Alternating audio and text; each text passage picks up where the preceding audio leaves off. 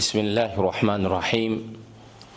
إن الحمد لله نحمده ونستعينه ونستغفره ونعوذ بالله من شرور أنفسنا وسيئات أعمالنا. من يهده الله فلا مضل له ومن يضلل فلا هادي له. وأشهد أن لا إله إلا الله وحده لا شريك له وأشهد أن محمدا عبده ورسوله صلى الله عليه وعلى آله وصحبه وسلم. أما بعد فإن أصدق الحديث كتاب الله وخير الهدي هدي محمد صلى الله عليه وآله وسلم وشر الأمور محدثاتها وكل محدثة بدعة وكل بدعة ضلالة وكل ضلالة في النار. رب اشرح لي صدري ويسر لي أمري واحلل عقدة من لساني يفقه قولي. اللهم علمنا ما ينفعنا وزدنا علما. Leo hii tukiwa tarehe 22 mwezi wa Safar mwaka 1448 Hijria, ambao ni sawa na tarehe 5 ya mwezi wa 8 mwaka 2026 miladi, sabihata yaumi al-ithnain, yaumi thulatha, sabihata yaumi al-thulatha. Tuna nia ya kutekeleza wajibu wetu wa kubainisha kile ambacho tunachokifahamu katika haki kwa mujibu wa wajibu uliopo ndani ya Qur'ani. Allah subhanahu wa ta'ala alipomwambia mtume wake, latubayyinunnahu linnasi wala taktumuna,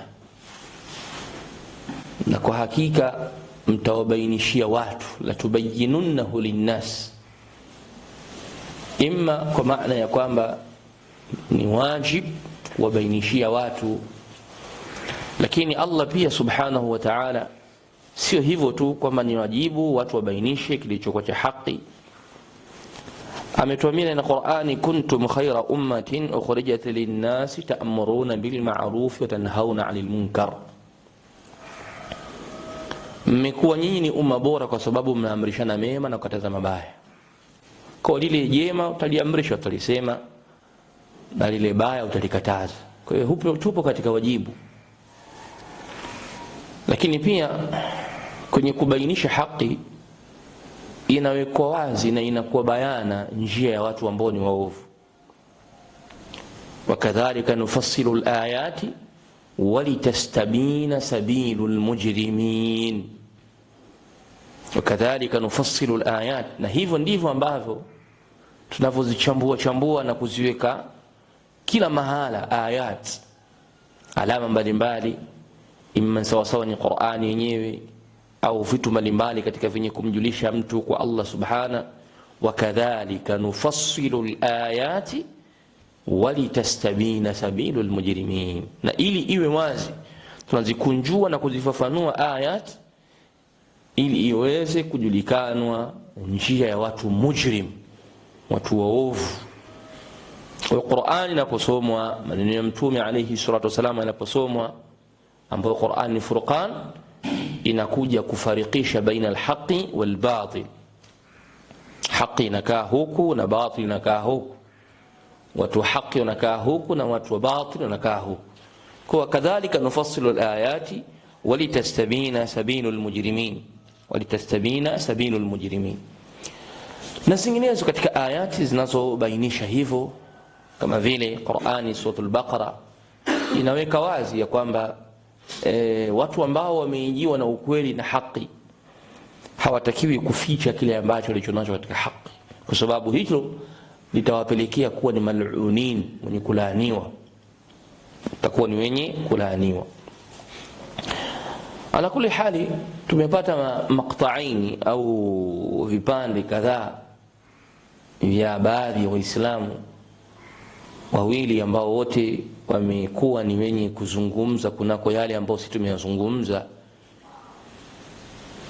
ambao wote nikiwatazama namna walivyo ni masufi, walivyo tu ni masufi ambao ima ni mutaalimun, wenye kujifundisha usufi ambao hawaujui, na ima ni watu nao pia wanahitajia vitu vyao vingine. Mimi si watuhumu kwamba wanatafuta kiki au wanataka umaarufu, si watuhumu hivyo, lakini nasema tu kwamba wao hawa nao pia ni wenye kujifunza usufi au ujui usufi, na madai yao kwamba wao wana masufi, sisi ndio ahlu dhikri.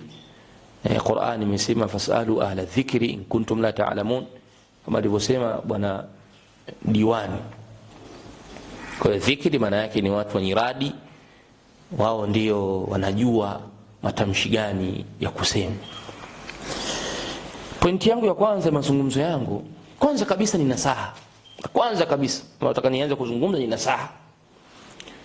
Nilichokuwa nakizungumza kwenye clip yangu na mazungumzo yangu na muhadhara wangu ulikuwa ni upande wa kujua haki iko wapi, usahihi uko wapi, na kuonyesha namna gani hawa waislamu asufiyun wanavyojigonga gonga kwenye itikadi zao na matendo yao. Ndio ulikuwa msingi wangu wa kwanza, na ndio niloujengea maneno yangu kwenye mazungumzo yale, kwamba hawa wanajigonga gonga sana kwenye mambo yao ya dini, na ndio hivyo ilivyokuwa. Na hayo niliyoyataja ni machache katika mengi nilonayo, kuthibitisha namna gani asufiyun ni watu wenye kujigonga kwenye itikadi zao na majambo yao. Ndicho ndio nakizungumza kwenye klipu ile. Sasa nasaha yangu pia nilikuwa nalenga kwamba watu wawe mustaqimun, wamenyooka kwenye jambo lao, wasiwe na mambo mengi, na hasa fi janabir rahman, kwenye upande wa Allah subhanahu wa ta'ala, kwenye kumuitakidi Allah, wasilete kitu chochote kwenye kumchafua Mola wetu subhanahu wa ta'ala. Tutagombana kwenye vitu vingine vyote, hatutasameheana kwenye vitu vingine vyote, lakini kwenye hili lazima tuweke ugomvi.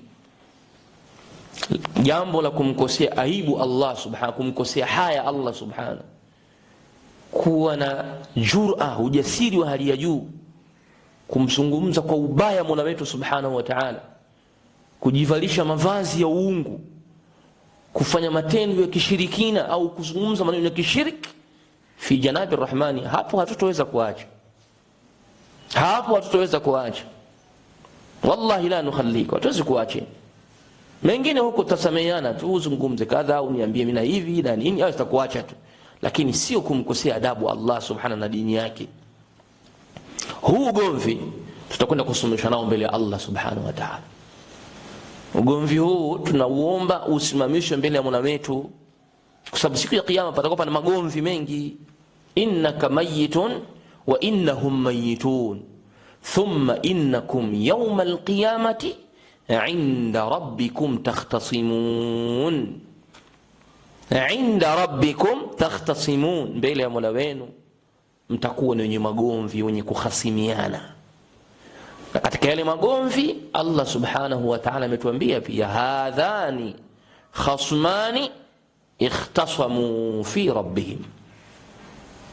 Sufiyuna wanamkosea adabu Allah subhanahu.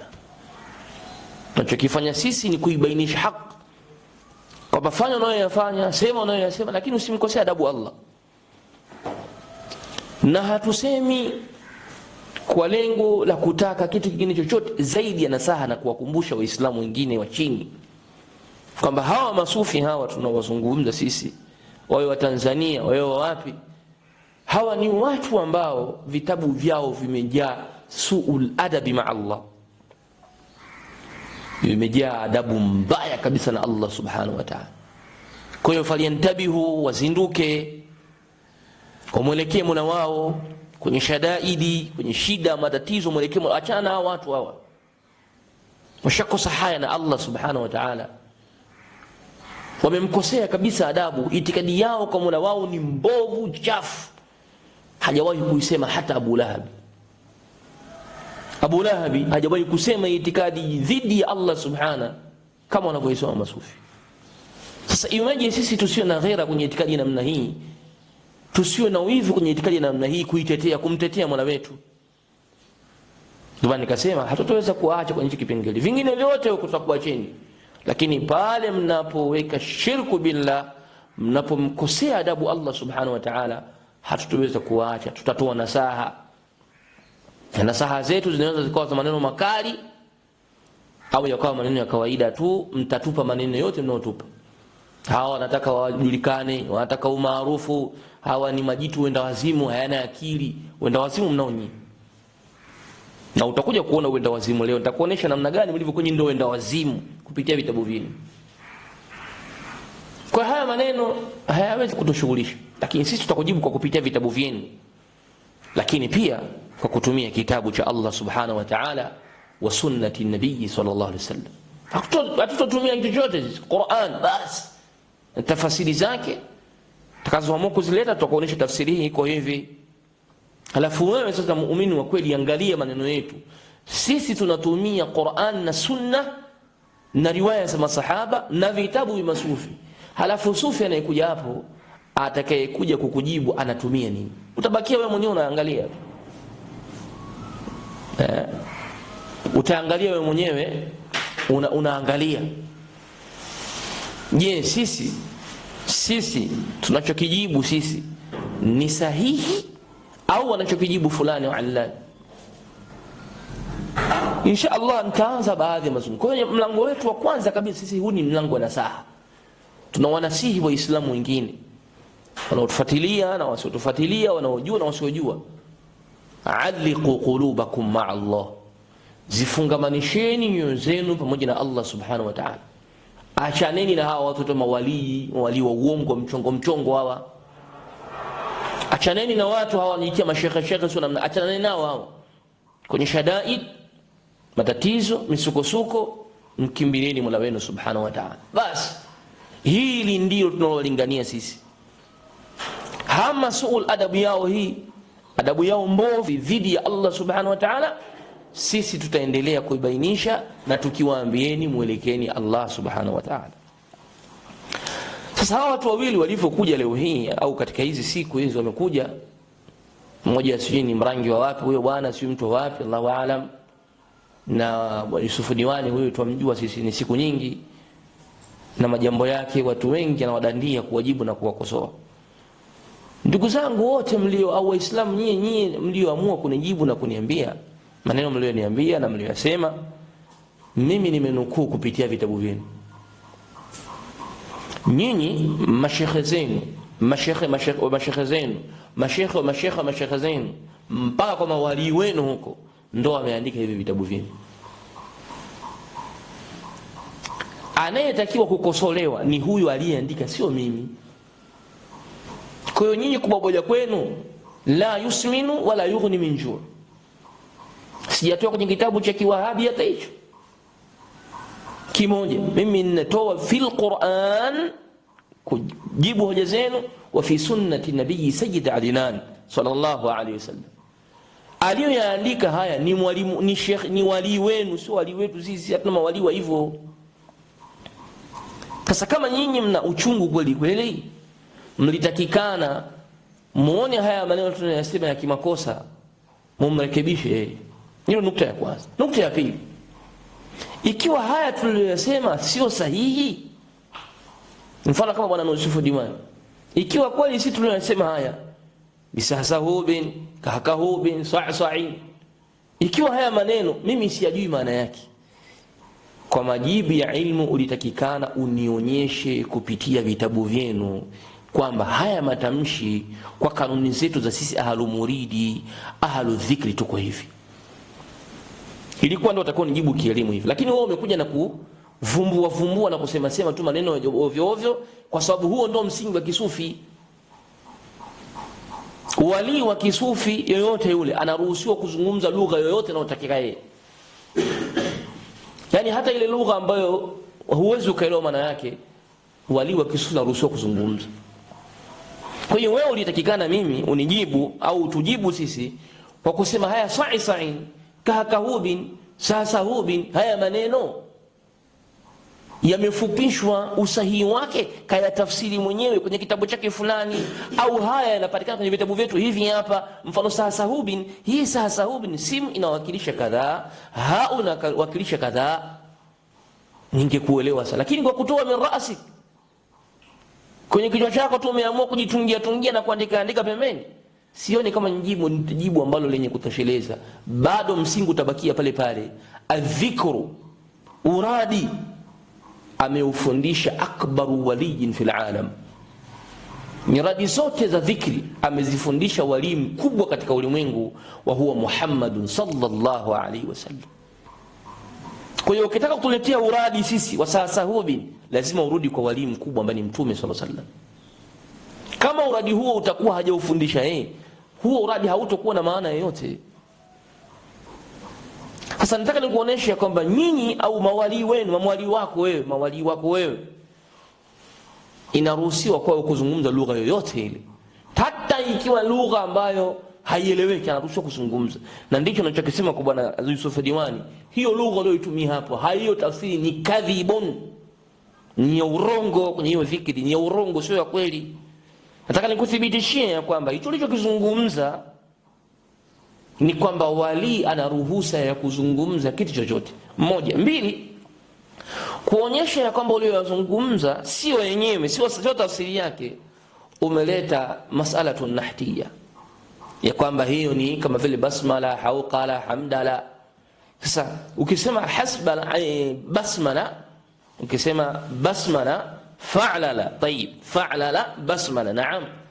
Sahsahubi inakuja wapi kwenye fa'lala? Tutende kikanuni. Sasa umetumia kanuni moja, labda hizo mbili zingine uzilete, kwamba hii ni ikhtisaru hikaya kama unavyosema wewe. Umetoa mfano wa basmala ambao una maana ya fa'lala, basmala fa'lala, naam, sahihi. Na sisi tunakubali hiyo nahti ipo, wala haina maneno yote, tufahamu sisi pia kiasi chetu, lakini hatujikwezi kama mnavyodai nyinyi kwamba mna ilmu pana sana. Tuje sasa kwenye sahsahubin. Hii fa'lala kwenye sahsahubin inaingiaje? Huu mlango nakuachia mwenyewe, mimi sitaki huko sana, na usidhani kama ninapakimbia kwa sababu naona utanitoa kwenye ninachokitaka mimi. Huko nenda mwenyewe, mimi nataka mimi huu radi ule utaja wewe, huu sahsahubin kwa namna ulivyotaja wewe, haya mafundisho yametoka wapi? Niletee tafsiri unaona vitabu, usitoe kwenye bichwa lako.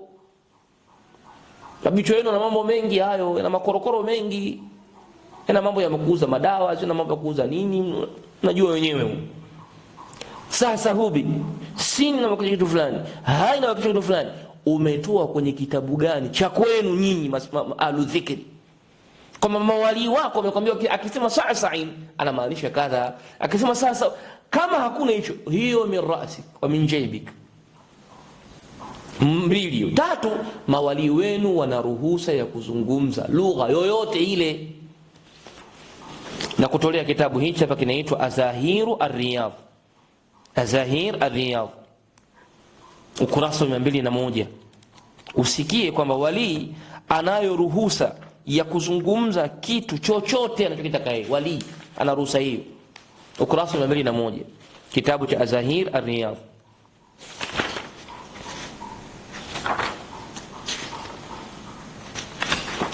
Kinasema hivi, nisikize vizuri uone kwamba tunachokisema sisi tutaona vitabu vyenu. Azahiru Riyadh, hichi ni kitabu cha Abdul Mahmud Nur ad-Daim, na huyu Nur ad-Daim huyu ni Sammani, kama sikoseni Msammani huyu,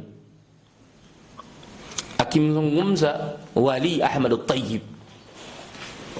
Kitabu sharru kitabu fil alam, hichi kitabu kichafu kabisa. Kitabu hichi kimejaa kufuru billahi, na nchi ya kwenu sio cha mawahabi. Na wewe unaonyesha kitabu chenye cha mawahabi au cha masufi kinachotaja hayo unayotaka kuyasema wewe, kionyeshe kitabu. Mimi nakuonyesha kitabu hichi hapa cha ukurasa wa 201, kitabu kinachoitwa Azahiru Riyadh, kitabu cha masufi. Wali anaruhusiwa kuzungumza lugha yoyote ile kwa mujibu wenu, inafahamika haifahamiki. Na mimi nasema hiyo lugha isiyofahamika, kama itakuwa ni lugha isiyofahamika, basi ndio hii sahsahubi ngakahubi, sababu haipo kwenye mizani wote. Unatuambia sijui eti ni mfupisho wa Allahu la ilaha illa huwa, herufi ya mwanzo, herufi ya mwisho ya dhav. Wewe unaona sisi mazwazo kweli kweli yani. Wenda wazimu leo utaona mnao nyie, ndio wenda wazimu. Nasoma. Fa in qultu, ikiwa nitasema inma yatakallamu bihi ad-darawish fi hilaqi adhkarihim min al-lughati al-ajamiyya, ikiwa kile wanachokizungumza madarweshi, mfano nyinyi masufi madarweshi, kile wanachokizungumza katika hilaqi zao, vikao vyao vya adhkari katika lugha za Kiajemi, mfano kama wamekaa kwenye radi zao wanazungumza lugha za ajabu za Kiajemi, madarweshi hao wanaamua tu darweshi. Na kutaka darweshi maana yake bwana Yusufu mwana wa Diwani na wenzako, darweshi nyinyi, darweshi nenda kwenye kitabu kinachoitwa Yastambiunaka cha mwana shekhe mmoja wa university za Sudan, kinaitwa Yastambiunaka. Sikuonyesha hicho kitabu. Ameelezwa limadha, ameweka swali, limadha summiya darwish darwish, limadha summiya ad-darwish, ni kwa nini darwish ni darwish? Katafute. Kwa hiyo nyinyi ni madarwish. Katafsiri aliyoitoa pale, ningekwambia wewe unaweza kusema tunakutukana, lakini wewe ni sufi mwenzenu. Kitabu kinaitwa Yastambiunaka. Ameeleza mule mambo mengi sana, kaeleza hovyo juu ya masufi. Sasa miongoni mwa hayo kaeleza definition, taarif ya darwish. Kwa nini darwish ni darwish? Sasa huyu Azahiru Riyadh Mahmud Daim anasema yale wanayozungumza madarwishi kwenye vikao vyao vya adhkari vya dhikr, wamekaa wamezunguruka, wanasoma maneno ya Kiajemi, wanasema maneno ya ovyo yaeleweki, si Kiarabu hayapo, kwenye Kizungu hayapo, kwenye Kiajemi, yani lugha tunazungumza Kiajemi ambazo Muarabu hawezi kuzielewa. Hal lahu aslun amla, je haya maneno ya kuzungumza hivi kuna msingi wowote au hakuna msingi wote? Maana kuna dalili, kuna shina, kuna chimbuko la haya au hakuna chimbuko, labda kwenye Qur'ani au katika sunna imeruhusu hivyo, ukaamua uzungumze tu. Wali akasema hivi, aljawab inna lahu aslan. Sikia jawabu kwamba wali kuzungumza lugha za Kiajemi na asili. Ungenijibu kwenye hoja hizi ningekuelewa vizuri sana kwamba hizi ni lugha za Kiajemi. Ungeniambia hii lugha ya Kisiriani, hii lugha ya Kisiriani sawasawa inamaanisha kaita wa kaita kwa mujibu wa vitabu vyenu, ningekuelewa. Wali huyo Mahmud Nur ad-Daim akimzungumzia Ahmad al-Tayyib anasema ya kwamba ndio lugha za Kiajemi kwetu sisi madarueshi, lugha hizo zina asili, zina chimbuko. Haya, akatoa dalili, inna lahu aslan. Qala al-Imam ash-Sha'rani, Sha'rani, wama adraka ma Sha'rani, najua unamuelewa kwa mbali. Sha'rani fi tarjamati Sidi al-Qutb Ibrahim ad-Dasuqi radhiyallahu anhu, akimfanya tarjama ya bwana mmoja aitwaye Sayyidi al-Qutb Ibrahim ad-Dasuqi, imma ad-Dasuqi wa kana radhiyallahu anhu. Sikiza sasa, anatajwa Sha'rani kwenye tarjama yake, anamzungumzia mtu aitwaye Qutb, najua daraja kubwa sana katika aktabu wenu, aitwa Ibrahim ad-Dasuqi. Kama huyu Ibrahim ad-Dasuqi wakana, alikuwa yeye huyo radhiyallahu anhu, yatakallamu bil ajami, anazungumza lugha za Kiajemi. Lugha ya Kiajemi lakini lugha isiyokuwa ya Kiarabu anaizungumza. Wasiriani, ana uwezo wa kuzungumza Kisiriani, kama walivyosema kwamba uradi wa dhuhuri unasema sio uradi wa dhuhuri. Dhuhuri ni muda mrefu kuanzia zawalu shamsi mpaka kubela al-asri. Taarifu unasikia leo hiyo ya dhuhuri. Sasa anasema huyu wali huyu Ibrahim ad-Dasuqi alikuwa na uwezo wa kuzungumza lugha yoyote ya Kiajemi, ya Kisiriani, wala Ibrani na Kiebrani, wazinji na ya Kizinji, wasairi lughati. Tena anazungumza lugha zingine zote waliwe, Kiswahili, Kichina, Kijapani, zote waliwe. Allah kamjalia wali. Haya, sasa tuseme haya ndio sababu hata kwenye mavideo, kwenye maisha yetu ya siku hizi humu, taarifa habari humu tunazisikia, kuna watu wanajua lugha 20, wanajua lugha 18 wapo. Sasa tujalie nao wali wenu huyo Shaarani anasema anaweza kuzungumza lugha nyingi, anasema wasairi lughati, na anazungumza lugha zingine, baki ya lugha zingine anazungumza, anasema lughati at-tuyuri wal wuhushi. Sheikh anazungumza mpaka lugha za ndege, lugha zile za ndege zile Sheikh ana uwezo kuzungumza, waliwe na za wanyama anaweza kuzungumza. Ungenijibu kama hiki ni Kisiriani, sasa hubi ni Kisiriani kila maana hivi, ningesema naam, Yusuf Diwani mashaallah jazakallah khair, wali umempatia kabisa Kisiriani hicho. Au ungeniambia hiyo lugha ya mbwa hiyo, mbwa hiyo nazungumzaga hivyo na ina maana, mawali unajua lugha za mbwa, ningekuelewa kabisa. Lakini pale palipokuwa haina maana ile lugha, ile lugha ya uradi ilipokuwa haina maana kwako wewe, ulipokuwa hujui maana yake, unatutungia maana, tunasema haya ndio makosa ya kwenu nyinyi. Kama nyinyi ni watu ambao mnapenda kujitungia vile mnavyovihisi vyenu nyewe wenyewe, ukiamua kusema hivyo nasema hivyo. Huyu unaambiwa wali ana uwezo wa kuzungumza lugha zote. Kwa hiyo ungeniambia, ungekuwa naingia akilini kwamba sahubi ni lugha anayozungumza wali, lugha ya Kisiriani, ambayo sasa ungeniambia maana yake ni kadha, maana yake ni kadha. Uliposhindwa inabakia matini vile vile, ni maneno yasiyokuwa na maana na hayana chimbuko kwenye mafundisho ya Mtume sallallahu alaihi wasallam. Mtume wetu katufundisha adhkari za asubuhi, katufundisha adhkari za baada salawati almaktuba, katufundisha nyiradi za jioni, katufundisha nyiradi za kulala, katufundisha nyiradi za kuingia chooni na kutoka kwake, nyiradi za kutoka nyumbani, nyiradi za kuvaa nguo mpya, katufundisha zote hizo sallallahu alaihi wasallam. Ashinde kutufundisha sahabi, ashinde kutufundisha kahakahobi, sa'i ashinde kutufundisha. Hii imetoa wapi? Haya tunasema sisi ni maneno yasiyokuwa na chimbuko lolote, ndio uradi mnaotakiana nyinyi kumtaka Allah subhanahu msaada wake kwa kumwambia lugha hizi. Nimalize bali nasema wasadiqu la yakhlu min muwafaqati litilka allughat, na mtu mkweli hawezi kuacha kuwafikiana na hizo lugha, kwamba inawezekana wali au mtu yote akazungumza lugha yote anayotaka. Mtu mkweli hawezi kupinga hilo, na sisi tunasema ni kweli. Kuna watu wanaweza kuzungumza lugha za zingine, akazungumza Kichina na yeye Mswahili, akazungumza Kizungu na yeye Mswahili, inawezekana pia. Sawa. Qultu, nikasema waqad yatakallamu saliku bil lughati al malakiyati samaan samaa. Ndio uovu mwingine wa kisufi huo. Kama asalik ndo muridi we, mwenye kupita njia, maana yake mfuasi mwenye kufuata manhaji ya kisufi, anao uwezo wa kuzungumza lugha za kimalaika samaan samaa, mbingu baada ya mbingu. Hizo lugha unasemaje? Huo wali gani wa namna hiyo? Huo ni wali wa namna gani? Kwamba eti mtu asalik, tena huyu ni asalik mwenye kupita njia ya usufia, kufuata usufi, au akawa ni muridi, au akawa ni wali mwenyewe, ana uwezo kuzungumza lugha za kimalaika samaan samaa. Bali akasema wa bilughati sufiyati almalaikati wa ahli at-tawq al-akhdari alladhina hum fawqa al-arsh. La ilaha illa Allah. Anaweza pia kuzungumza lugha za kisufi za kimalaika na lugha za watu wa juu. Hapa kataja ahlu tawqi al-akhdari, na tawqi ni mduara wote unaokuwa kwenye shingo.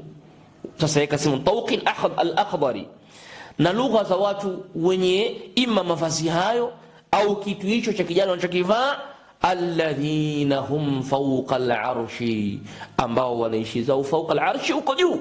Waliza kazungumza hizo lugha. Unasemaje haya maneno wewe bwana Diwani? Wali anaweza akazungumza lugha za kimalaika huko, malaika walio juu ya arsh, za watu walioko juu ya arsh, anaweza kuzungumza lugha zao. Tuambie sa'sa'in ka'ka'in sahubi sahubi, haya masahubi yana maana gani unapomdhukuru Allah subhanahu wa ta'ala? Ndio haya nilokuambia kwamba nyinyi masufi mmejivalisha uwezo wa kufanya kitu chochote, na hii sasa ndio tunasema ni vitendo vya kufuru billahi subhanahu wa ta'ala. Mkubwa katika mawalini Mtume alayhi hajafikia kiwango cha kujua lugha za kiasi hichi. Ni kuacha katika kipengele cha kwanza. Bwana diwani, bado hujajibu hicho kipengele cha sahsahubin. Sisi tunabaki tunasema haya ni maneno yasiyokuwa na maana, ni maneno ya hovyo za kumumba Allah subhanahu wa ta'ala. Lugha za kumumba Allah kazitamka Mtume sallallahu alaihi wasallam, bali Qur'ani imetaja suratu Ali Imran imetaja namna ya kumumba Allah, suratul Baqara imetamka namna ya kumumba Allah subhanahu, suratul Mumtahina, suratul Hashr imetamka namna ya kumumba Allah subhanahu wa ta'ala. Tunatosheka na maneno ya Allah subhanahu, hatutosheki na maneno ya kiumbe chochote. Awe shekhi wa tarika yote haruhusiwi kuanzisha uradi muda wa kuwa kwenye Qur'ani kuna uradi na Mtume kaweka uradi namna gani mtu aseme. Hakuna ruhusa hii. Ni hayo mambo mlionao nyinyi masufi. Lakini pia vile vile bwana diwani, wewe ni katika watu ambao wanaonyesha kabisa wewe ni katika watu wapotevu, tena sio wapotevu tu, ni wazushi mbele ya sufiyin. Kwa kushindwa kufafanua haya, wewe umejivalisha vazi ambalo limekutoa kwenye usufi moja kwa moja. Haya siyasemi mimi kama mimi. Kwenye hichi kitabu Azahiru Riyadh ukurasa wa 204 mpaka ukurasa wa 205 takunukulia baadhi ya maneno ambayo kayazungumza huyu Mahmud Nur ad-Daim, kukuonyesha ya kwamba wewe kwa mujibu wa hivyo ulichokifanya wewe unazingatiwa ni sufi jahilun, ni mjinga, tena ni katika watu wapotevu. Umejibebesha fani ya kududumua na kufafanua mambo ya uwalii, mambo yaliyoandikwa, unajidadavua kusema huo ndio usawa, hali ya kuwa mawalii wenyewe hawajayafafanua. Nakupa ukurasa wa 204 kitabu hichi Nuru Azahiru Riyadh ukurasa wa 204, na kusomea kitabu vyenu hivi, sio vitabu vyangu mimi, na kuhukumu kupitia vitabu vyenu. Anasema wa amma almutasawwif aljahil, na ama mtu wa sufi ambaye ni mjinga kama vile Nusufu Diwani na mwenzake huyo mjahil. Ajahili kwenye mambo gani? Ay bi awamirillahi wa nawahihi, asiyejua maamrisho ya Allah na makatazo yake. Fa innahu dhallum mudhill, ni mpotevu na ni mwenye kupoteza. Mtume sallallahu alaihi wasallam ameweka utaratibu wa kuomba nyiradi wote upo, ambao sisi tunaamini wama yantiqu anil hawa in huwa illa wahyu yuha. Uradi aliofundisha Mtume ni mbora kuliko sawasahubi ya Abdul Qadir Jailani na wenzake, havina maana hivyo. Sasa wewe usiyejua amri za Allah ambazo tumeambiwa sisi tumfuate Mtume, wa in tuti'uhu tahtadu, mkimfuata Mtume mtaongoka. Kwa hiyo lazima tumfuate Mtume hata kwenye uradi wake.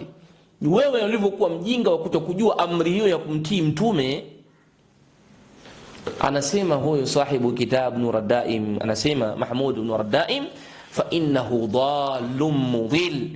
Sufi namna hii ni mjinga mpotevu na ni mwenye kupoteza, muhliku li nafsihi, ni mwenye kuiangamiza nafsi yake, wali ghairihi, na kuwapoteza wengine katika masufi.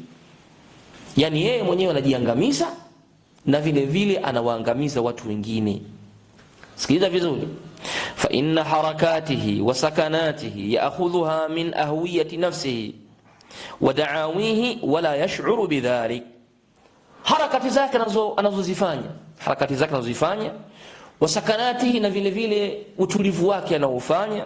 Yani haraka ni kile kutikisika kwake labda au kufanyaje, na kule utulivu alionao huyu mtu jahili sufi ameni mjinga, yaakhudhuha min ahwiyati nafsihi, anauchukua kutoka kwenye undani kabisa wa nafsi yake, yani matamanio yake mwenyewe nafsi yake. Ahwiyatin maana yake ni hufra, kama chuma, kama vile shimo la ndani kabisa la nafsi yake, anatoa zile harakati zake na sakanati zake, anazitoa kwenye hufra, kwenye undani kabisa nafsi yake. Wadaawihi, na madai yake. Wala yash'uru bidhalik, na hali ya kuwa hajui hayo yote, hajui. Maana yake mambo anayoyafanya sufi mjinga huyo anayatoa kwenye nafsi zake, kama unavyotoa wewe. Umeamua kutuambia swali inawakilisha kadha, aina inawakilisha kadha. Ulitakikana utunukulie kutoka kwa masufi wenzako wakubwa au mawali, waseme wakisema hivi unasema hivi. Usiseme tu ni ahlu dhikri, usijipachike tu hayo maneno unayosema wewe kujichinyofolea hivyo, umeyatoa kutokana na nafsi yako mwenyewe, umekaa umetunga. Ukialeta tutasema naam, kweli Yusufu Diwani ameyatoa kwenye vitabu vya kisufi vikubwa kwamba Swa'in inawakilisha kadhaa, Sahasahubi inawakilisha kadha, na wamesema hivi na hivi na hivi, hii ni Siriani, lugha ya Kisiriani inamaanisha hivi.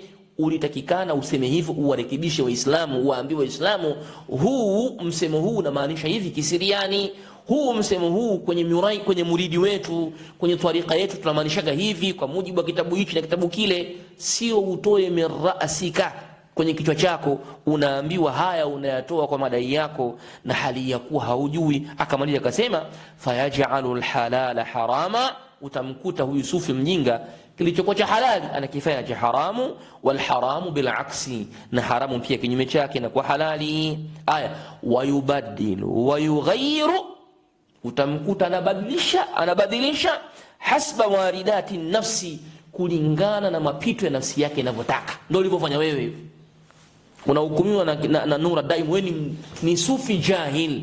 Anasema hasba waridati nafsi washaitan ala qalbihi, huyo ni shetani kakaa kwenye moyo wako, ni shetani amekaa kwenye moyo wako anakuchezea, anakuambia Sahasahubi maana yake kadha. Yale maneno hayana maana, labda utuletee vitabu hapa vya kisufi vinavyotafsiri Sahasahubi maana yake ni ndio kuelewa, lakini wewe tu jitungie kwamba hii ni aya ya mwisho kaifupisha, sio ni ikhtisari ya nahati. Haiko hivyo ustadhi, haipo hivyo.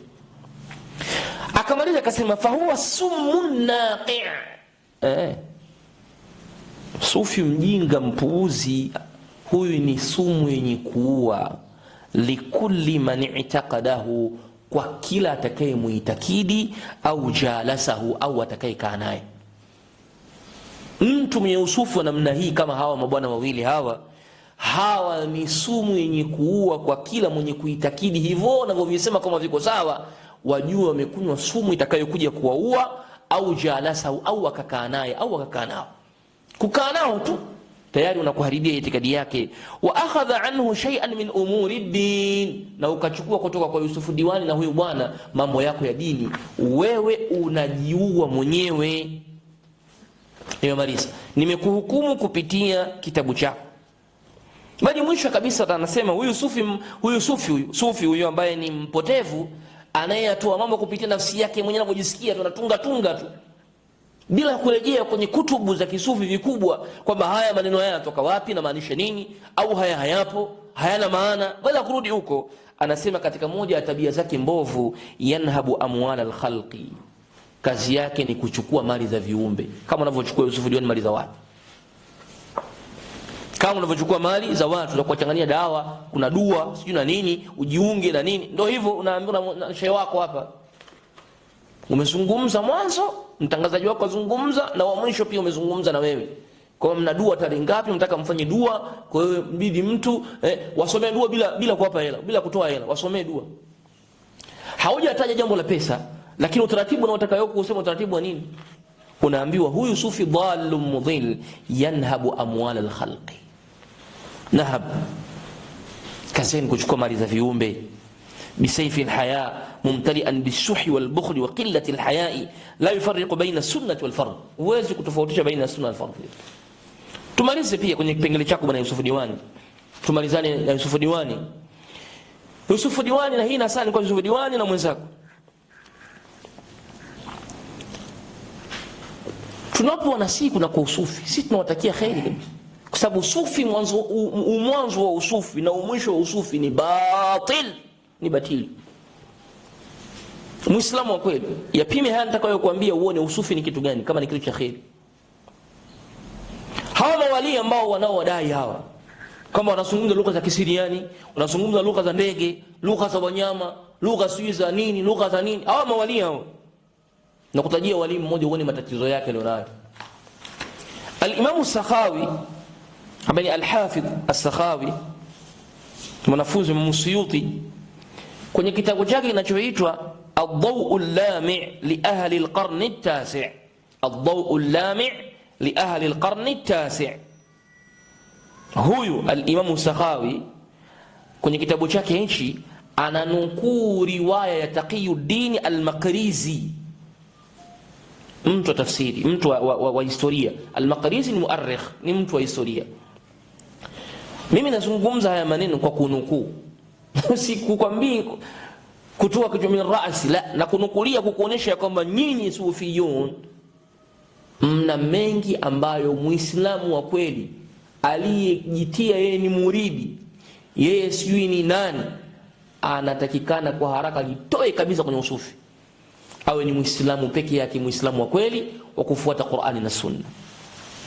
Maqrizi anasema hivi, sikiliza vizuri kabisa bwana diwani na muislamu yote aliyekuwa munsif. Maqrizi anasema hivi, dhakara rahimahullah, anataja kwamba Maqrizi kwenye kitabu chake hicho As-Sakhawi anamnukuu Maqrizi, anasema dhakara rahimahullah, alitaja Maqrizi Allah marehemu, anna Sayyid Ahmad al-Badawi, kwamba Ahmad al-Badawi, Sayyid bwana waliwi Ahmad al-Badawi, ambaye Ahmad al-Badawi mwenye kitabu hichi za Adhahiru Riyad anasema ukipatwa na hamun, stress, matatizo lolote, wewe sema ya Ahmad al-Tayyib, ya Ahmad al-Badawi. Ukiwaita tu wawili hawa, ile stress yako inaondoka, matatizo yako inaondoka yote yale. Ukiwaita watu kwenye hichi kitabu, kawaita hivi, kipo. Sasa anasema huyu Sayyid al-Badawi, huyu Ahmad al-Sayyid al-Badawi, Maqrizi anasema hivi, anna Sayyid Ahmad al-Badawi kashafa auratahu, alifunua utupu wake. Waliwe anayezungumza swai mfano kama hao, wakaa kaubi, alifunua utupu wake baada khutbati al-Jum'a, baada ya khutba al-Jum'a fi al-masjid. Sikiliza watu wasio na qillatu haya, majitu wasio na aibu kabisa. Baada ya swala ya Ijumaa akafungua utupu wake, kama ni dhakari yake kaifungua pale, watu wanaishuhudia pale. Thumma bala ala hasiri almasjid, kisha akakojoa kwenye mkeka wa msikitini. Sufi huyu Ahmad al-Badawi, kaburi lake liko Misri. Ole wako upingi kama haya hayapo. Sufi huyu, hakuna salafi hata mmoja anafanya upuuzi namna hii. Ala hasiri almasjid, akakojoa kwenye mkeka wa msikitini, kama zuria lile au kama kapeti letu msikitini mwetu kwenye mikeka yetu, bila aibu wala haya, akatia kojo pale mbele ya msikiti, kikojozi. Thumma wada'a ra'sahu fi tawqihi, kisha akaweka kichwa chake kwenye alikuwa amevaa, au kama ni kitambaa kile cha mduara au chochote cha mduara alichokuwa amekiweka kwenye shingo lake, akaweka kichwa chake pale. Walam yusalli ma'a an-nasi salat al-Jum'a, na hakuweza kuswali pamoja na watu swala ya Ijumaa. Huyo kaondoka zake.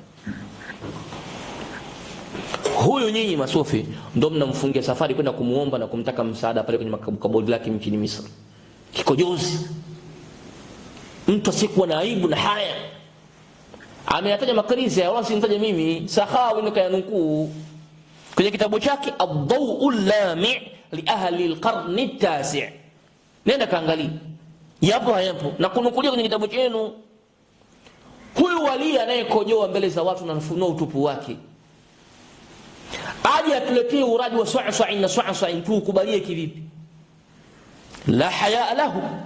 Na Mtume akatwambia katika hadithi yake mashuhur, ikiwa hautokuwa na aibu, idha lam tastahi fasna ma shi'ta, fanya ukitakacho. Ndo hichi, hawana haya kabisa. Bado utakupa kingine tena, kuonyesha wa mawali ni watu wa hovyo, na uwali wao ni wali wa shaitani, sio wali wa Allah subhanahu wa ta'ala. Na wengine mnawasingizia, wala hawana hao wali wa namna hii, kama vile Sheikh Abdul Qadir Jilani, wala hana hayo mambo kabisa, rahimahullah alhamdulillah. Na kutajia tena mengine, Muislam pima ninachokuzungumza mimi, haya nawazungumza ya kweli au ya uongo.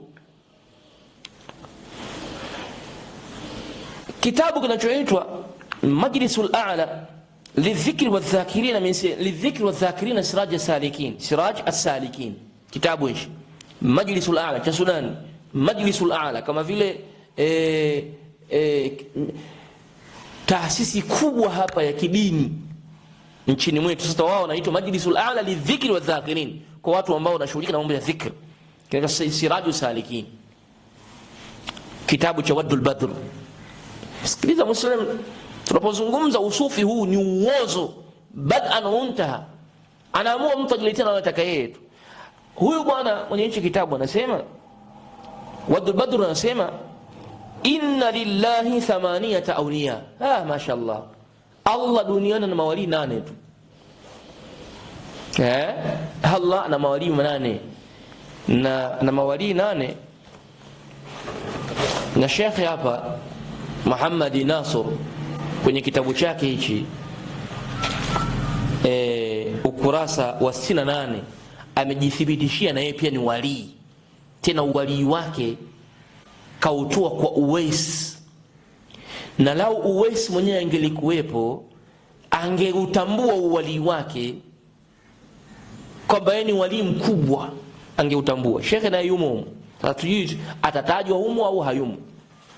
Waddul Badr anasema hivi, mawali wako 8 al-kummal, tena waliokamilika kisawasawa kwenye kiwango cha juu cha ukamilifu. 4 fil Yaman wa 4 fi Sudan. Tanzania hamna wali hapa, kuna wali tu. Tanzania hamna wali. Anasema hivyo. Hichi ni kitabu cha Siraju, kinaitwa Majlisul A'la lidhikri wadhakirin, Siraji Salikin. Kitabu chenu wenyewe, sio cha kwetu, kitabu cha kisufi, tena Qadiria au Qadiria tena. Mawali wako 8, 4 wako Yemeni, 4 wako wapi? Wako Sudan. Na hao mawali pia yuko humu naye pia ana mawali, nasema mawali wakubwa wako 1000 na kitu. Sio kujigonga kwa masufi huko. Dini ya kisufi imejengeka kwenye msingi kujigonga gonga kabisa. Haya, nimalize. Fakafa an dhikri fil Yaman, hum fil Yaman. Akajizuia kuwataja wa Yemen wali ni wakina nani wale wa Yemen, akaona nisiwataje. Kitabu hicho cha kisufi cha Qadiri. Asa amma al-4 alladhina hum fi Sudan, ama wale 4 ambao kwenye nchi ya Sudani, nitakutajia mmoja tu, acha wengine matokeo yao. Anasema minhum dafa'a Allah masoban, mtu mmoja katika mawali watu wa Sudani wanamjua kwa hali zao, wanamjua, anaitwa dafa'a Allah masoban, wali dafa'a Allah masoban. Sikiliza, huyo wali watu wa Sudan wanamjua, na hata kuna channel moja yupo anaisha kujirekodi kujielezea, ipo kwenye televisheni. Sasa huyu bwana wali huyu dafa'a Allah masoban anatajwa miongoni mwa karama zake. Haya maneno yangu vizuri uyapime. Tunapozungumza mawali wa kisufi, hawa ni mawali wa Allah au ni mawali wa shetani? Sababu hata shetani pia na mawali. Fatakuna li shaytani waliyan. Ibrahim alimwambia baba yake anapoacha kumwabudu Allah subhanahu wa ta'ala, atakwenda kuabudu asiye kwa Allah, na kisha atakuwa ni wali wa shetani. Sasa anasema ya kwamba miongoni mwa karama zake huyu bwana, karama waqad jarra ash-shams ma'a al-malaika bi 33 sanatan.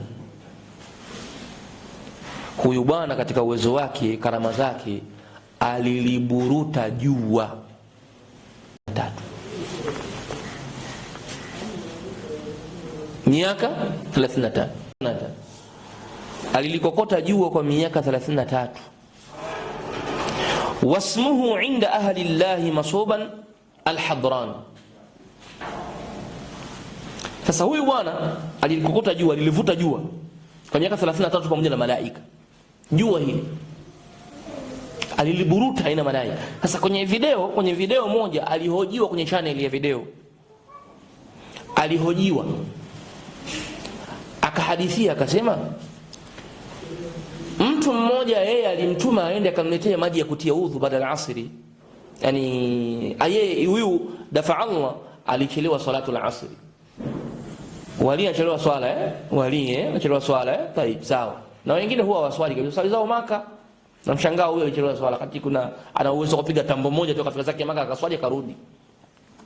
Anasema sasa huyu bwana yeye alimtuma akamletee maji kijana ambaye kaniletee maji ya kutia udhu, shachelewa swala. Kijana akaenda kutafuta maji huko, atafuta maji huko, akachelewa zaidi mpaka jua likazama. Sikiliza maneno ya kufuru billahi, hawa watu wanapocheza na dini ya Allah subhanahu wa ta'ala.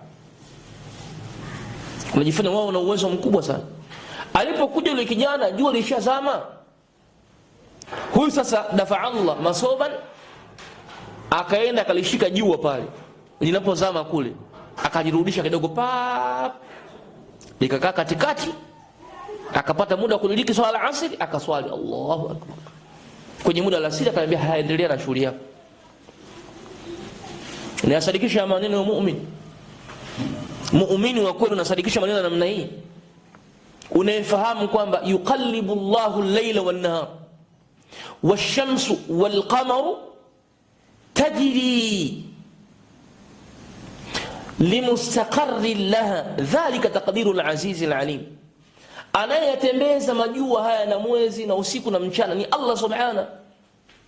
Huyu sufi wali mujrim mushrik, anasema yeye anashika jua kalisogeza kidogo likakaa katikati, akaweza kudiriki muda wa asiri, akaswali vikanyambia liondoke. Tunasema usufi mwanzo wake na mwisho wake ni shirku billah na ni batil, sio kitu cha kweli kabisa. Hawa ndio mawali hawa wa kisufi, hawa ndio mawali wa kisufi. Akili mbali hayo, nikupa tena nyingine. Usijoka nimemalizana na wewe bado. Mimi nakuonesha kama usufi si lolote. Hata ukiutetea, ukiusema chochote, usufi si chochote. Ni katika da'wa ambazo zimekuja kuleta shirku katika ardhi hizi. Na zimeshaingiza ushirikina tokea miaka hiyo. Anasema kitabu hichi kinaitwa hichi hapa, kitabu hichi. Kuna kitabu hichi, kitab Tabaqat wa Dhaifullah, na kuonesha kitabu hichi labda uende ukawa huna hichi kitabu cha Tabaqat wa Dhaifullah. Huyu bwana humu ndani ameandika mambo mbalimbali ya mawali na historia mbalimbali za kwao. Humu kaandika humu ndani, na kinasomeshwa na jamia kama siku Durman au wapi, kinasomeshwa kitabu hichi Sudan, na watu wanafanyia mitihani na wanafanyia hafla, sherehe kabisa. Kitabu hichi wamefanyia sherehe kitabu hichi. Sasa huyo aliandika kitabu ni sufi. Nisikilize anachosema.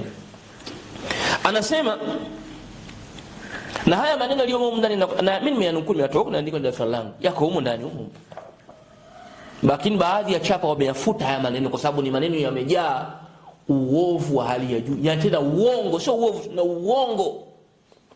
Baadhi ya chapa ukizitoa kwenye internet unakuta ule mukaddima wa mwanzo uliokusudiwa haupo, wametoa, wameacha vipengele vichache tu.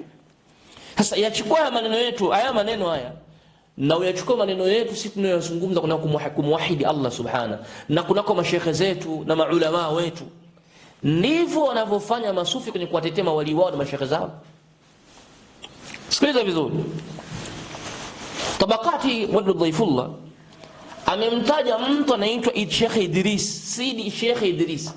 Sheikh Idris anasema anna lil awliya'i au al awliya'u thalathatu aqsam, mawali wa kwa aina tatu. Wamegawanyika sehemu hizi tatu mawali. Na indakum, sasa wanazungumza tu na mmoja ujui hivi vilivyo, nakwambia kama nilivyosema mwanzo, ujui. Yani huu wali wa usufi wewe hujui, unadandia tu hujui. Lau ungelijua wewe usingezungumza hayo maneno. Wewe na mwenzako huyo si mrangi sio wapi. Anasema matabaka ya masufi kwa vigawanyo vitatu. La kwanza sughra, ile dogo, wal wusta, la kati na kati, wal kubra, na kubwa la mwisho kabisa. Ili uwe sufi una matabaka matatu lazima uyapitie. Kuna dogo, la kati na kati, na la juu, kubwa kabisa. Tuanze na dogo. Fasughra, tabaka dogo tu, ili mtu awe amefikia na tabaka dogo, ayatiru fil hawai, wapae kwenye anga kama vile kama nzige vile wanapaa hao. Baada vipi unapaa, njoo Dodoma paa uji tukuone. Na wewe unani, njoo paa tuonane hapa paa uji tukuone, au hapo ulipo paa. Kwa bwana mimi nakubaliana, ni kweli tunaweza tukapaa sisi paa. Wali daraja la chini kabisa, kiwango chake cha uwezo awe na paa fil hawa, bali wayamshu ala almai, na watembee juu ya maji. Mawalia watembee juu ya maji. sio hivyo, wayantiqu bilmughayabat, na waweze kuzungumza mambo ya ghaibu. La ilaha illa Allah. Mambo ya ghaibu yote tunaweza kuzungumza, waliu ya sughra wendo kale kawali kadogo kadogo kale kanazungumza mambo ya ghaibu tu, mambo ambayo hayaonekaniki, yamefichikana, yanayazungumza tu. Ndo waliu huyo mdogo huyo, chali na ito chali, wali chali, anazungumza mambo ya ghaibu tu. Alam taqra'u kitab Allah, hivi nyinyi hamsomi kitabu cha Allah ukweli ukisoma?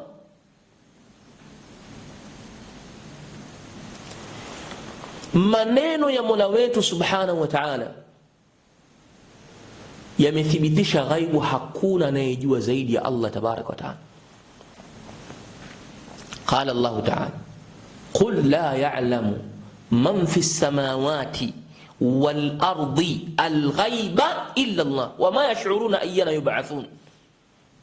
Sema Muhammad, hajui yaliyomo ndani ya ardhi, ndani ya mbingu na yaliyomo kwenye ardhi yoyote, mambo ya ghaibu, isipokuwa Allah subhanahu wa ta'ala.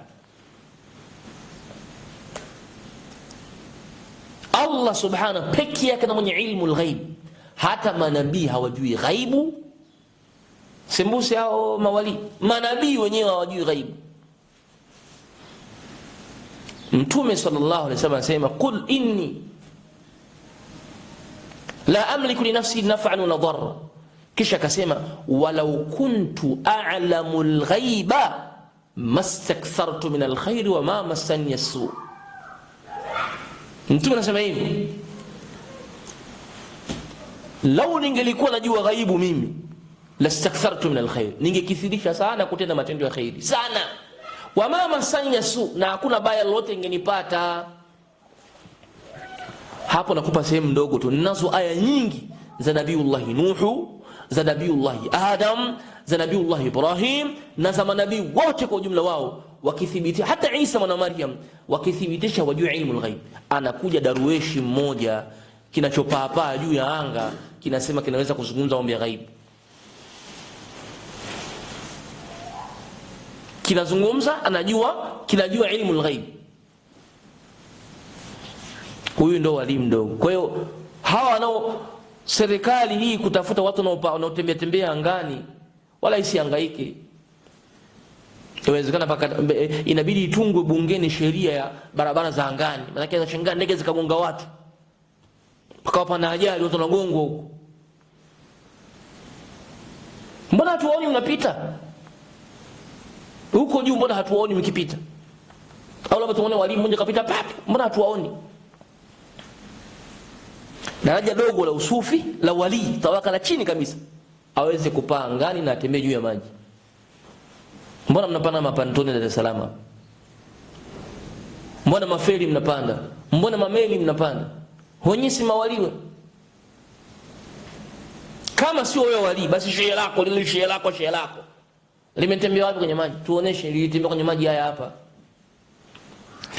Daraja la pili, wal wusta, la kati na kati, an yu'tiyahu Allah darajatal kauni, la ilaha illa Allah. Allah ampe daraja la kaunia la ulimwengu, yani awe kwenye daraja la kaunia. Kaunia maana yake nini? Haithu yaqulu lishay'i kun fayakun. Ana uwezo wa kufikia kusema kitu kuwa na kinakuwa, na nakuonyesha kwa ushahidi. Kitabu cha shekhe wako huyo, shekhe wenu, kimethibitisha uwezo wake huo wa kwamba akisema kitu kinakuwa. Shekhe huyu hapa kwanza, Sheikh Muhammad Nasr anajua ya moyoni ya mtu, anajua. Sheikh Muhammad Nasr huyu anajua ya moyoni mwa watu, anajua. Sheikh Muhammad Nasr simzushisha. Hichi hapa kitabu, maisha ya Sheikh Muhammad Nasr al-Gadiri. Mwanafunzi wake ameambiwa, ukitaka kumuuliza shekhe swali usimuulize kwa mdomo, kwa sauti, muulizie ndani ya moyo, atakujibu humo ndani, kumaonyesho.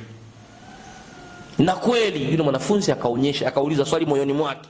Sheikh anazungumza huko, akauliza swali kwenye moyo, Sheikh akamjibu pale pale. Unasemaje? Alimul ghaibi fala yudhiru ala ghaibihi ahada,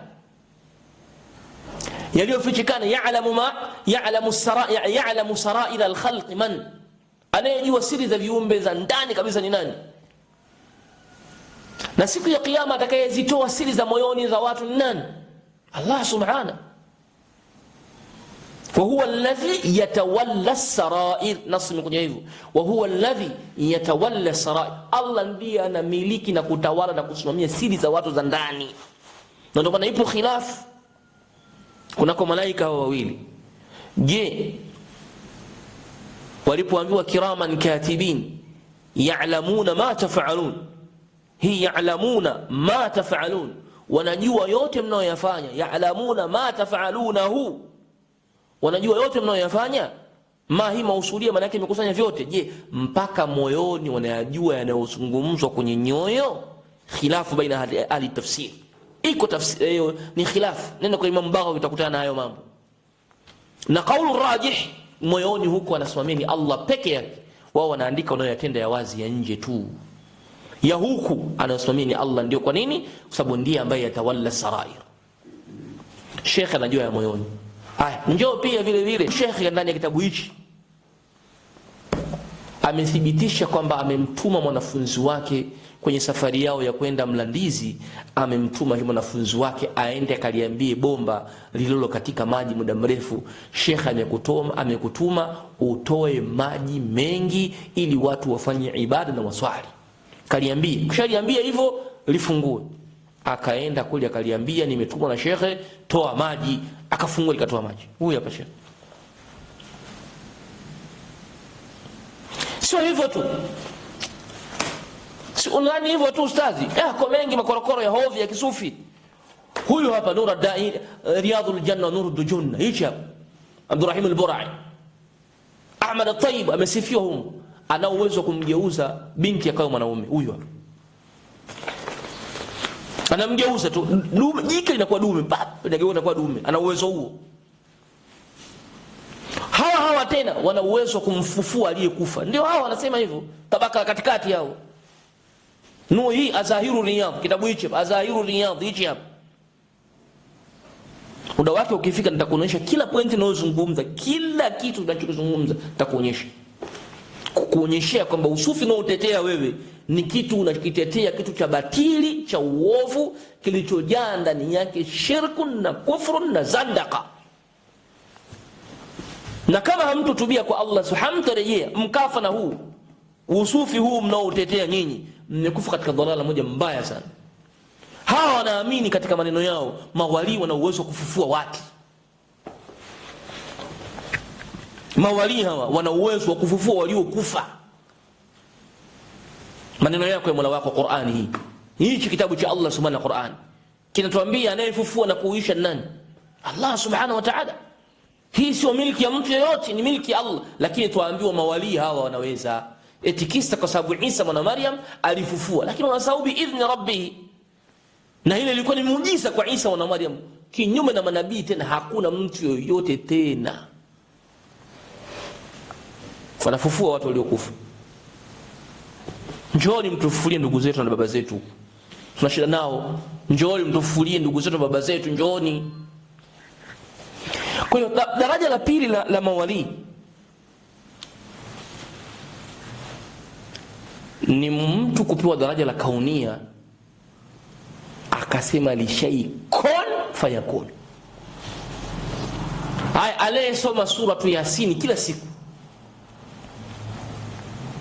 na kiasikia haya maneno haya kwenye tabaqati wa dhaifullah, atapimaje yani? Inma amruhu idha arada shay'an an yaqula lahu kun fayakun. Huyo ni Allah subhanahu. Huku naye anaambiwa katika tabaka la wali la kati na kati, ni yeye anafikia daraja la kaunia, akisema kwenye kitu kun fayakun. Nani mkweli kwenye haya maneno? Maneno ya Allah subhanahu au waliuchora huyu waliwali huyu ndio sahihi maneno yake? Nani mkweli kwenye hicho kipengele? Sisi tutabaki maneno ya Allah subhanahu, na haya tutasema ni kufru billah. Hakuna wali anayeweza kusema kun li shay'in kun fa, hayupo huyo wali. Huyo wali hayupo, labda wali wa shaytan, lakini wali wa Ar-Rahman hawezi kusubutu kusema haya maneno namna hii, kuvunja awamirur rahman, kuvunja amri za Allah na uwezo wa Allah, kufanya jur'a na ujasiri wa kuvuka mipaka kumuingilia hata Allah subhanahu wa ta'ala. Haya ndio mambo alionao masufi, na ndio hayo ambao nyinyi mnajidadavua kuyatetea. Sisi hatuyasemi kwa ubaya na chuki, lakini tunasema nushan lidin. Huwezi ukasema haya maneno kama haya. Halafu daraja la tatu ni al-kubra al-qutbani. Ndio al-qutbani anazungumza juzi huyo kwamba eti haya maneno ya Abdul Qadir, nataka nimalizie na wewe sasa. Eti Abdul Qadir Jailani haya maneno ya kusema wa kullu binadillahi mulki haqiqatan wa aqtabuha min tahti hukmi wa ta'ati. Haya maneno huwezi kuelewa kwa sababu haya maneno ya nini? Ya daraja la qutbania. Mashaallah. Oh, hii mulki hauelewi, nimesema miliki. Mimi sasa nataka nifaradhishe jadalan kwamba mimi nimekosea kusema mulki ni miliki, nitakiwa niseme mulki ufalme wangu, na kujibu kwenye pointi hiyo pekee yake. Nafaradhisha nilivyosema nimekosea, nafaradhisha hivyo. Tutafsiri sasa wa kullu biladillah, na miji yote ya Allah. Tunakwanza idhafa hapa imeegemezwa kwa nani? Kwa Allah subhanahu. Miji yote hii ni ya Allah. Mulki haqiqatan, ufalme wangu mimi ni wa hakika kabisa, barao kabisa, yani wazi. Ufalme wangu ni wa hakika, sio majazi. Tayib, tuko sawa sawa? Kwa maana ibara hii inathibitisha ardhi zote ni za Allah. Nakubaliana na hilo? Dunia yote hii ni Allah, miji yote ni Allah. Halafu ufalme wako wewe sasa, wali wewe Abdul Qadir Jailani, ni ufalme uliokuwa halisi. Yaani umepewa ufalme wewe. Ufalme wa nini? Ukasema hivi wa aqtabuha min tahti hukmi wa ta'ati. Maana yake ufalme wako ni kwa hawa mawali, aqtabu hawa wote wako chini ya hukumu yako na taa yako. Nufridhu jadalan, pointi hiyo tufaradhishe kwa mjadala. Ewe nani sijui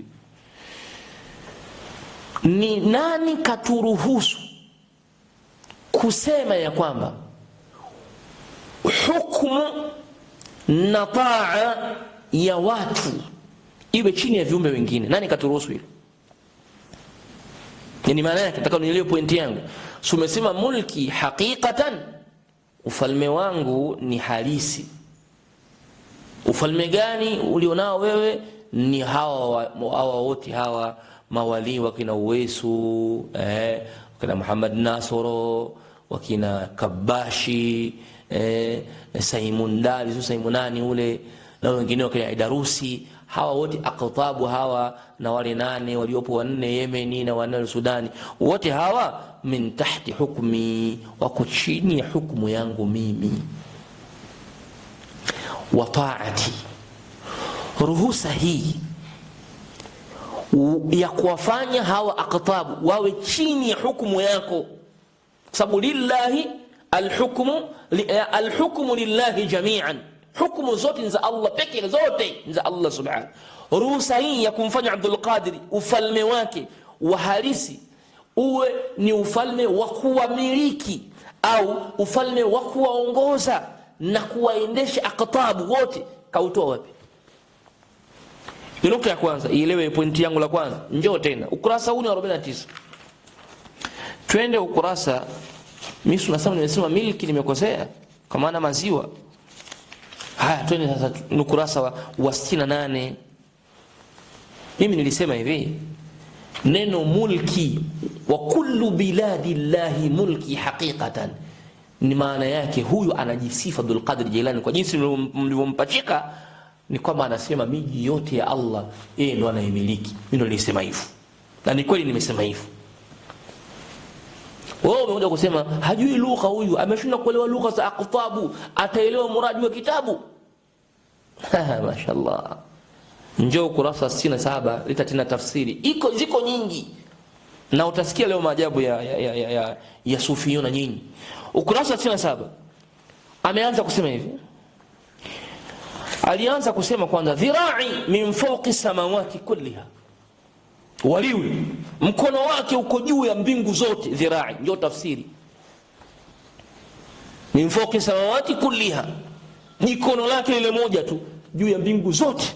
Wa min tahti huti wa min tahti batni alhuti amdadtu rahati, chini ya matumbo ya samaki kule kote kule kanyosha mkono wake huko. Mtu huyo mmoja wali huyo nani? Abdul Qadir Jailani. Angalia hiyo picha ya haraka haraka, mkono wake huko hivyo.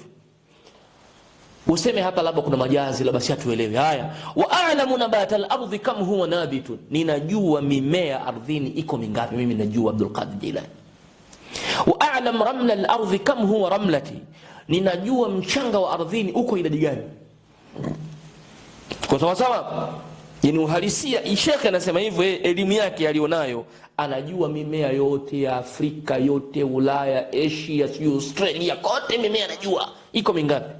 Bali mchanga uliopo kwenye ardhi ya Allah subhanahu, ulio chini ya bahari, ulio chini ya maziwa yale, mamito, manini, madimbwi, ulio juu ya mgongo, yote anajua huko mchanga idadi yake ni ngapi, anajua. Hiyo si ilmu al-ghaibi, hiyo si ilmu al-ghaibi. Ndo hayo tulokuambieni, mawali wenu unajua ilmu al-ghaibi, unazungumza mambo ya ghaibu. Na hii ndo kufuru sasa yenyewe tunaisema sisi. Hivi vitendo vya kufuru, haya maneno ni ya kufuru billah. Tuendelee. Wa a'lamu ilma Allah uhsi hurufahu. Unasemaje hapa? Ninaijua elimu ya Allah, ninaihesabu herufi yake. Yani mimi elimu ya Allah kwenye miti, ile elimu iliyopo kwenye mti yote naijua, iliyopo kwenye mmea huu naijua elimu yote, iliyo kwa mnyama yote najua, iliyokuwa kwa wadudu wote, ile elimu ya wadudu wote najua, iliyokuwa kwa wanyama wote mimi naijua, ya binadamu wote najua, sijui elimu ya anga najua, elimu ya hewa najua, elimu ya maji najua, elimu sio ya nini. Wali nasema maneno وأعلم علم الله أحصي حروفه وأعلم موج البحر كم هو موجة, ninajua mawimbi ya bahari yako mangapi. Ya Allah, ya Allah, ittaqu ala anfusikum, msitetee batili na kufra namna hii. Anajua mawimbi ya baharini yako mangapi. Kweli kweli, ndo wali uko hivyo. Huu si wali wa shetani huu, unakaza mifupa kumtetea mtu anayezungumza kufru billah. Hizi ilmu ni za Allah subhanahu wa ta'ala, sio ilmu za binadamu yoyote. Mtume sallallahu alaihi wasallam mwenyewe hajui haya. Mtume sallallahu alaihi wasallam hajui, amefunuliwa sehemu ndogo sana, kaoneshwa moto, kaoneshwa pepo, kaoneshwa watu wa peponi wa kadha, kaoneshwa huyu wa peponi, kaambiwa huyu wa peponi, huyu hapa anaadhibiwa, huyu hapa anapewa khairi. Chache katika ilmu al-ghaibi kafunuliwa, na nyingi hajapewa mtume alayhi salatu wasallam. Wewe unakuja unatuambia elimu ya Allah yote unaijua kimoja baada ya kingine, bali pia unajua hata mawimbi ya bahari. Ni kuache kwa sasa nyingine pointi yangu sasa.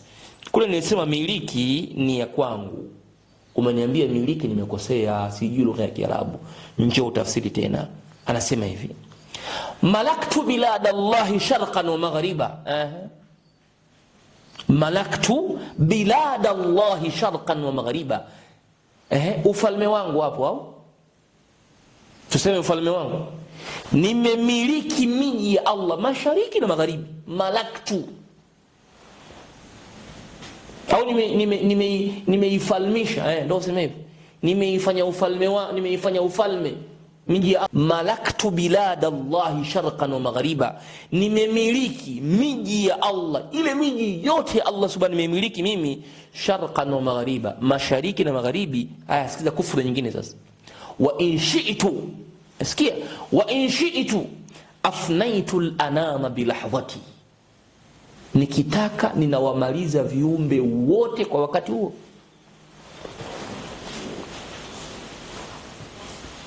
Nikitaka mimi wali, mimi Abdul Qadir Jailani, afnaitu al-anama bilahdhati, ninawamaliza viumbe wote. Al-anama ni viumbe, watu. Bilahdhati yani uwa binadamu wote na watoa wote duniani.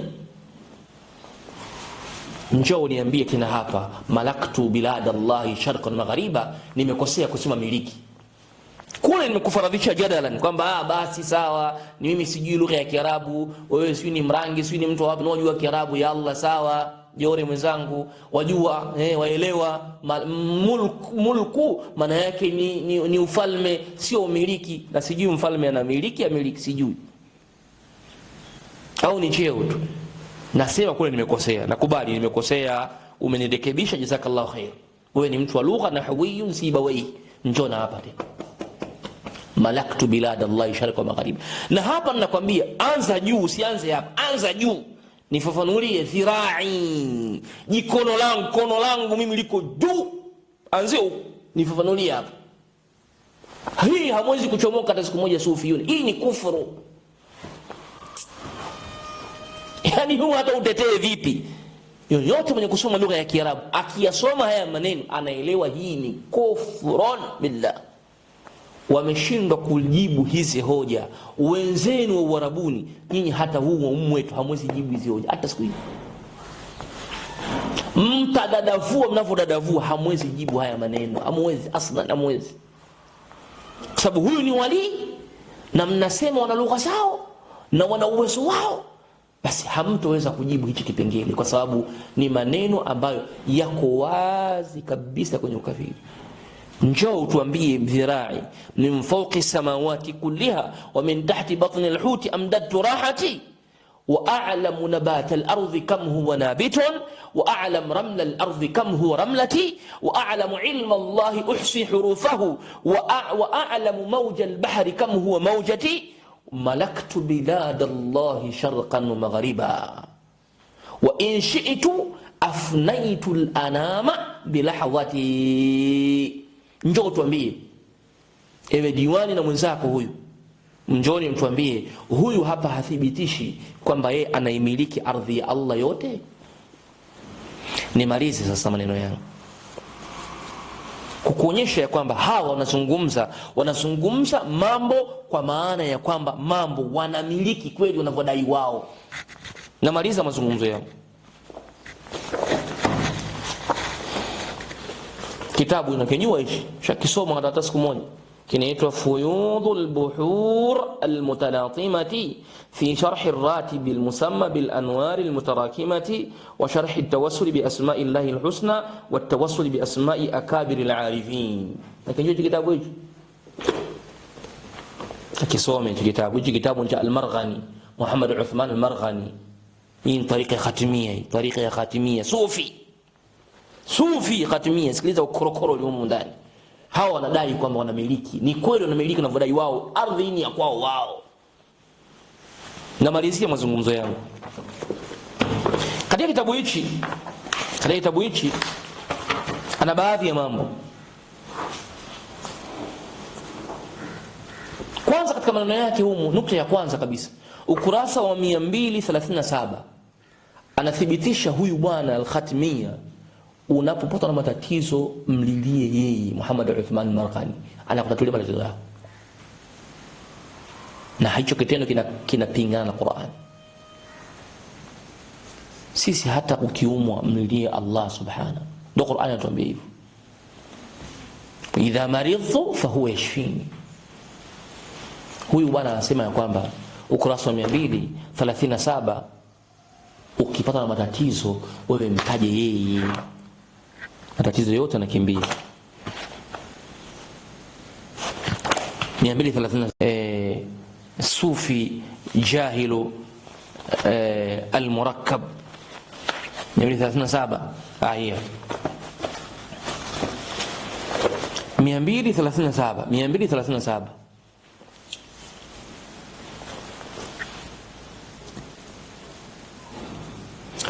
anasema hivi, muridi la takhsha min amrin takhafuhu, muridi wangu, mfuasi wangu, usiogope jambo lolote, yani usipatwe na hofu kwenye jambo unaloliogopa. Idha qulta ya Hasan ataitu bi sur'atin, ukisema tu ya Hasan chap, mbio bisura anakuja. Usiogope, ukiwa simba ukimuona usiogope, wewe ya Hasan nakuja pale. Na haijalishi uko Tanzania, yeye yuko Sudani, yuko Kenya, yuko Nairobi, yuko Yemen, wewe ita tu ya Hasan tena bisur'atin, lakini haraka. Haya, akamaliza akasema wa in kunta fi hammin wa karbin fanadini, ukiwa kwenye hammin, stress wa kurabin na matatizo makubwa, fanadini au fanadini, niite mimi biya Marghani, sema ewe Marghani, Muhammad Uthman Marghani, unjika min kulli shiddatin, nitakuokoa kwenye kila shida. Hii kufru sio kufru, kufru billah wazi kabisa, hata haina aya wala hadithi. Mbona yajiokoa yeye asife kwenye shida na kurab? Muite Marghani. Huko kwenye Samania umemwambia muite Ahmad al-Tayyib na muite Ahmad al-Badawi, unaokoka, stress inaondoka. Hapa kwenye stress na hamu, hawa hawamiliki dunia, hawamiliki dunia, hawa wanamiliki. Haya, twende tena, nimalizie mazungumzo yangu, nikuachie wakati mwingine tena.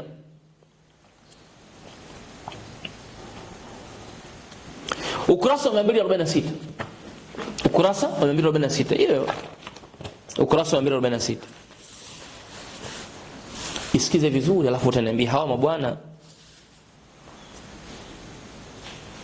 Anasema hivi, nahnu almuluku, sisi ndio wafalme, sisi ndio wafalme, maaqtabu wao, sisi ndio wafalme. Namaliza, wa kullu almulki ajma'u, na ufalme wote kwa jumla wake,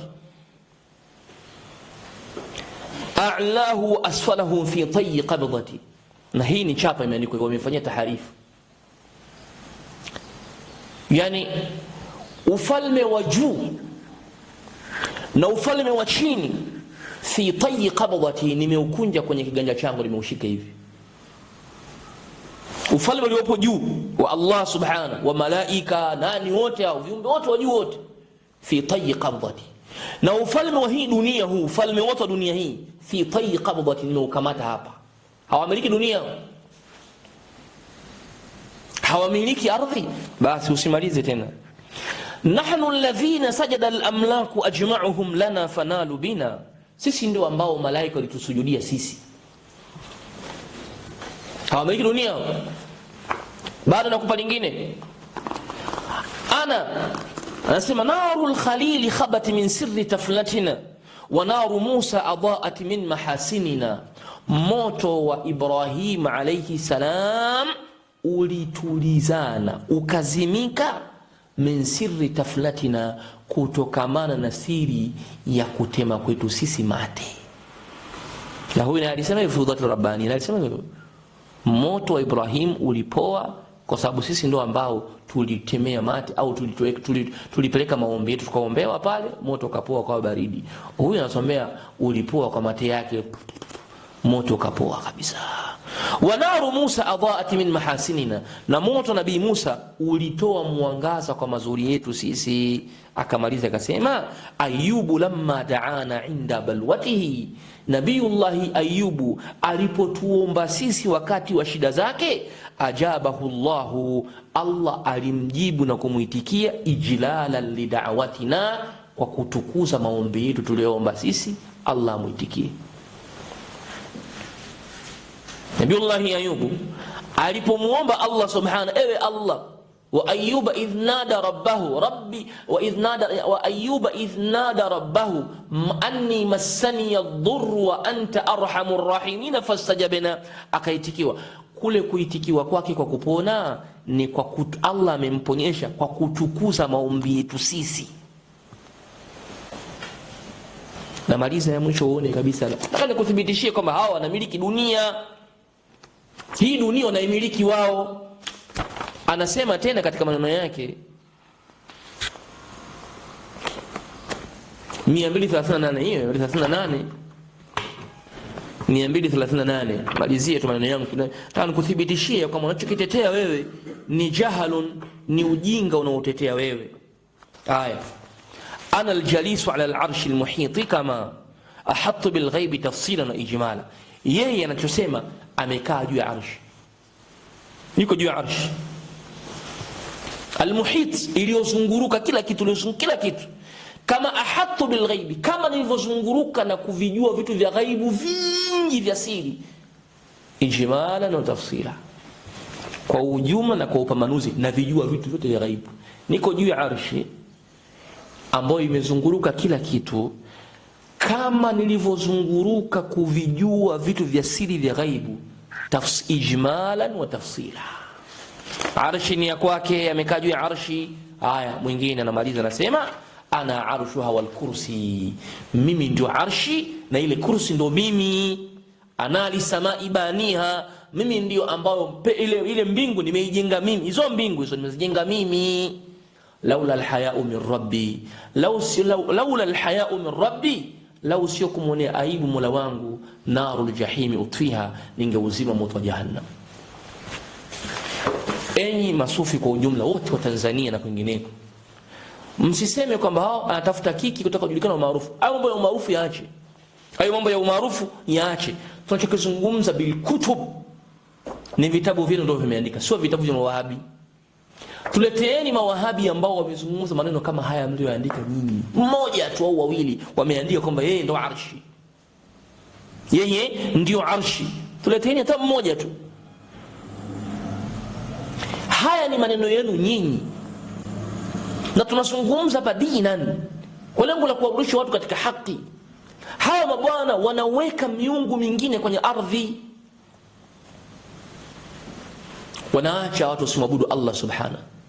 Na tutakuja kuzungumza masala mengine yapo kuthibitisha ya kwamba hawa mabwana hivyo wanavyowasifia hawa mawali wao, ndio maana unakwenda kugaragara kwenye makaburi, wanasema makaburi yana baraka, makaburi yana khairi, dua zinajibiwa kwenye makaburi, ndio maana wanataka hivyo.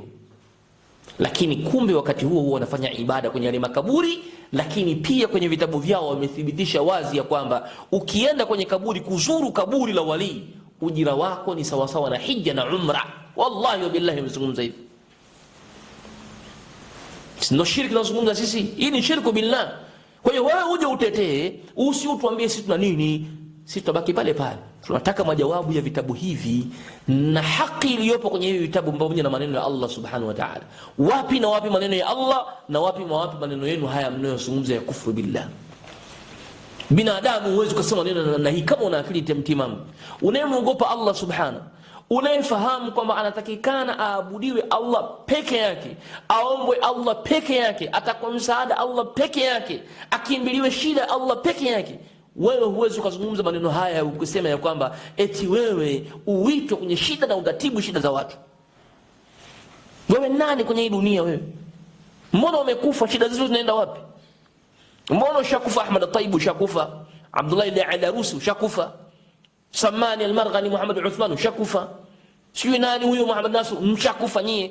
Shida zetu tumpelekee nani? Ndio maana wanatuambia twende makaburi, tukalale kwenye makaburi, tuombe pale.